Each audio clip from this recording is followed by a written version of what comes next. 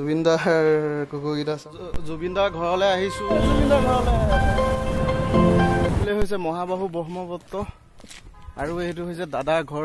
জুবিনদাৰ ঘৰ ৱালত চাওক কি কি লিখা আছে। মজা লাগিছে লভ ইউ দাদা মন যায় এনেকে কিবা কিবি ধেৰ কিবা কিবি লিখা আছে।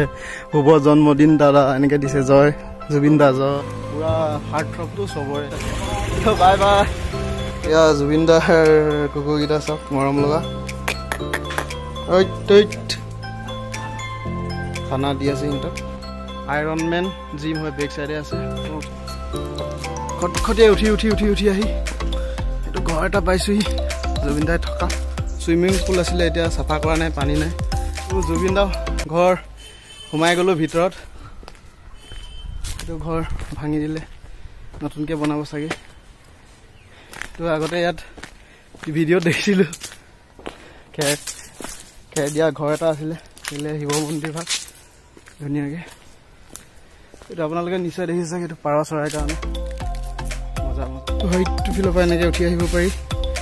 সেইফালে উঠি আহিব পাৰি। চবফালে আছে কানেকশ্যন। কি সুন্দৰ পৰিৱেশ। সেইফালে আছে মহাবাহু ব্ৰহ্মপুত্ৰ। জুবিনৰ মজা ঠাইত আছিলে দেই। এই ঘৰটো ভাগি ছিগি গৈছে।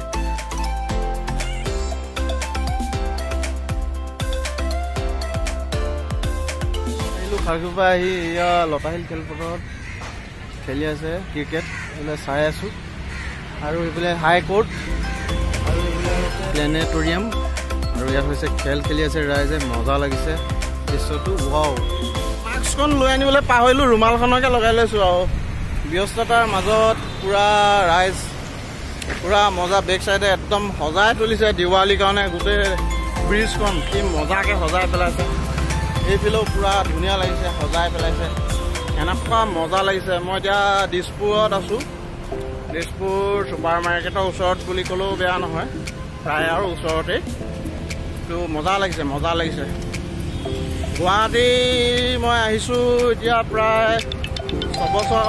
কোনে ফোন কৰিছে আকৌ? 6 বছৰমানৰ পিছত আহিছোঁ গুৱাহাটী। বেয়া চেঞ্জ হৈ গ'ল দেই, বিৰাট চেঞ্জ হৈ গ'ল। ট্ৰেইন লেট হোৱাৰ কাৰণে ট্ৰেইনত নাযাওঁ। SBTলৈ আহিলোঁ। ছুপাৰতে যাম আৰু ঘৰলৈ। তো ব'লক গৈ থাকোঁ।